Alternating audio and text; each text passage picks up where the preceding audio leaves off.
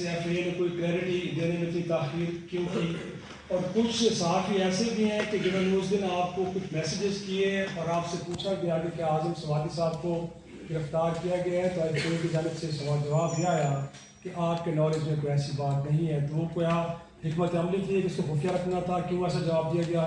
اور رانا صاحب آپ سے سوال یہ ہے سر کہ جو ارشد شریف صاحب کے بارے میں جو امپریشن دیا جا رہا ہے وہ یہ ہے کہ کہا یہ جا رہا ہے کہ شاید ان کو دبئی سے نکلنے پہ مجبور کیا گیا، اور اس سے امپریشن یہ ڈیولپ ہوتا ہے کہ شاید کچھ طاقتور لوگ تھے جنہوں نے دبئی حکام کو انفلوئنس کیا کہ ان کو وہاں سے نکالا جائے.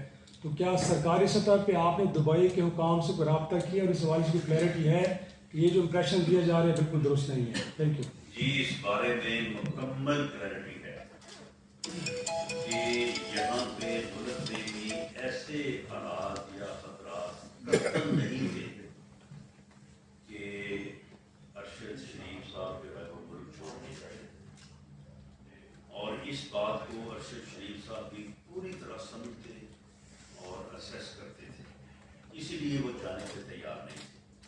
انہیں مجبور کیا گیا کہ آپ جائیں. وہ ان کے مجبور کرنے سمجھانے بجانے پہ بھی جانے کو تیار نہیں تھے. پھر انہوں نے ان کو خوف زدہ کرنے کے لیے ایک فرمائشی تھریٹ الرٹ جاری کروایا.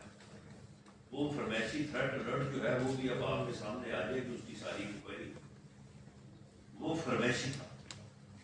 وہ کس نے جاری کروایا، کون جاری کروا سکتا تھا، جس جگہ سے وہ جاری ہوا وہ آپ سمجھتے ہیں. باقی ہم جب انکوائری اپنی مکمل کریں گے تو ہم بھی آپ کے سامنے جو ہے وہ حقائق کر دیں گے. تو اس طرح سے تو یہاں سے بھیجا گیا. اس کے بعد دبئی سے نکالا جانا اور اس کے بعد ان کو کینیا میں لازمی بھیجنا. دیکھیں یہ صرف دبئی سے نکالا جانا یہ امپورٹنٹ نہیں ہے. جب یہ چیزیں کچھ تھوڑا کھل کے سامنے آئیں گی تو کینیا جو ہے وہاں سے بھجوانا جو ہے وہ اس سے بھی زیادہ امپورٹنٹ ہے. تو یہ ساری چیزیں جو ہیں اس کے کردار جو ہے وہ سامنے آ رہے ہیں. اب ان کرداروں نے اور اس مین کردار نے اب وہ اسٹریٹجی اپنائی ہوئی ہے کہ چور کا اتنا شور پہنچا دو کہ چور کی جو ہے وہ شناخت نہ رہے. اس معاملے میں اتنا گند ڈال دو کہ کسی کو جو ہے نا وہ خبر نہ رہے کہ جناب یہ بات ادھر کو جا رہی ہے، یہ ادھر کو جا رہی ہے. لیکن اس بات کی سمت جو ہے وہ پوری طرح سے جو ہے وہ متعین ہو رہی ہے. باقی آپ نے بات کی تھی کہ یہ آپ نے اتنی دیر کیوں کی. دیکھیں اب بھی اگر وہ ایف آئی اے پہ یہ رسپانسبلٹی فکس نہ کرتے کہ آپ نے فلاں ملزم کو گرفتار کر کے فلاں کے جو ہے وہ ہینڈ اوور کیا ہے، تو آج بھی میں ان کے یہاں بیٹھنے یا ان کے میڈیا کے سامنے آ کے جواب دہی کرنے کے حق میں نہیں تھا.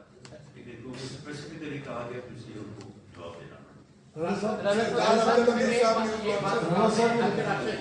کوئی دباؤ نہیں تھا یہاں سے کہ وہ کیا یہ دباؤ نہیں ہوتا کہ وہ بندہ مجبور ہو جائے جس کے خلاف یہ مقدمات درج ہوں؟ نہیں تو یہ اس کے خلاف 29 ایف آئی آر درج یہ کیوں بھاگ گیا؟ وہ اس کو بھگا دیا یا اس کو مجبور کیا کہ وہ باہر چلا جائے. رانا صاحب اسی سے ملتا ہوا سوال ہے کہ ایف آئی اے میں اور پولیس کی دو انویسٹیگیشن الگ الگ ہیں. اس میں ایف آئی آر پہلے ہوتی ہے، ایف آئی اے میں مکمل انویسٹیگیشن ہوتی ہے، پھر ایف آئی آر درج ہوتی ہے. یہ بھی قوم کو بتا دیں اور یہ بھی بتایا جائے کہ اس میں اتنا ایویڈنس تھا.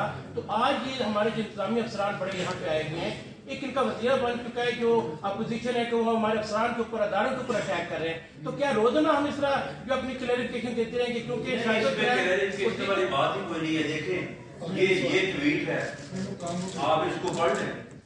اس میں کون سی انویسٹیگیشن کی ضرورت ہے، کون سی انکوائری کی ضرورت ہے؟ اس کا ایک لفظ جو بڑا واضح ہے اور وہ خود بات میں وہ مانے ہیں اس بات کو. انہوں نے کوئی یہ تو نہیں کہا کہ میں نے یہ ٹویٹ نہیں کیا. اور اس ٹویٹ کے آپ لفظوں کو پڑھ لیں اور اس کے بعد پھر اداروں کو اور خاص طور پر جوڈیشری کو اس طرح سے منعقد کیا جانا ہے اور اس کے اوپر ایف آئی نے ایکشن نہیں لینا تو پھر ایف آئی آر آؤٹ کرنا کیا ہے؟ ایف آئی آر آؤٹ کرنا کیا ہے؟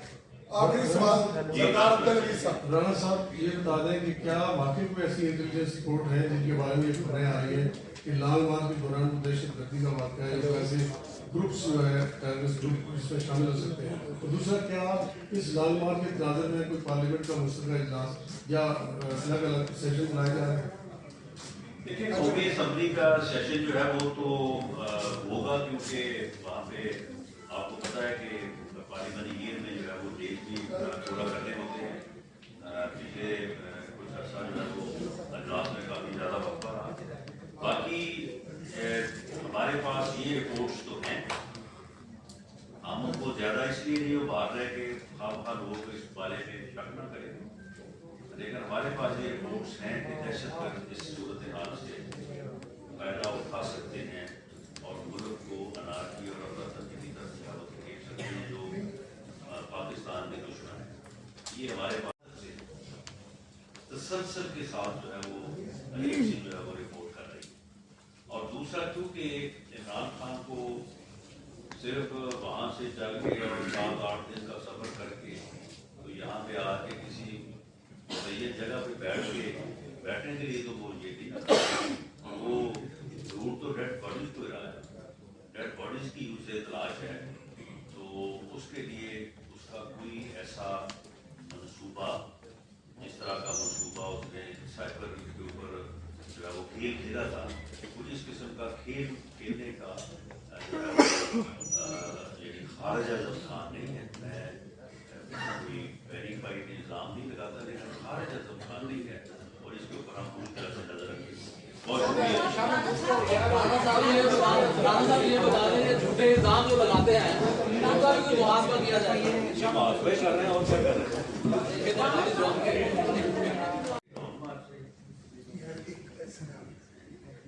अब मैं अगर दूसरा लफ्ज़ इस्तेमाल करूँगा कि ये कौन सा मार्च है, तो फिर जो है वो मैं आपकी तरजीह की जद में आ जाऊँगा।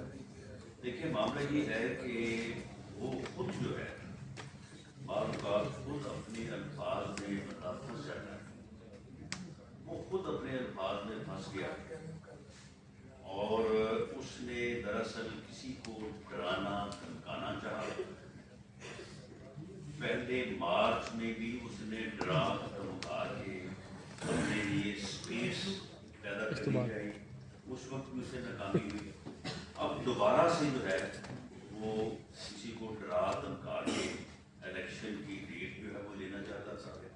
उसके लिए उसने तकारीर भी की, जलसों में भी बड़ा कुछ कहा, कभी न्यूट्रल्स, कभी मीर जाफर, मीर सादक, ये कर दो वो कर दो, सारा कुछ उसने किया। और उसके बाद उसने 9 मार्च का भी जो है वो एक उसने धमकी जो है वो दी थी। तो अब जब वो चीज़ें सारी जो है वो बेकार गई हैं, कारगर नहीं हुई, तो अब उसके पास भी कोई चारा नहीं था कि अब किसी न किसी तरह से जो है वो अशुभशोरी वाली बात है कि वो कुछ ना कुछ करता। जिस तरह का 9 मार्च उसने शुरू किया है और उसके शुरू में जो उसने कमिटमेंट की है, अब ये देखें पब्लिक कमिटमेंट है। कल को अगर मैं उसको फेस वैल्यू पे नहीं लूँगा तो आप लोग भी मेरे ऊपर इतराज़ करेंगे। अदालत आलिया और अदालत उस्मा भी हो सकता है कि वो भी हमारे ऊपर इस बात के ऊपर के लिए जब एक बात हुई थी तो अनलेस प्रूव अदरवाइज आपने ये फिर क्यों एक्शन किया, आपने फिर ये क्यों ऐसे किया। तो जो अब उसने कमिटमेंट की है कि हम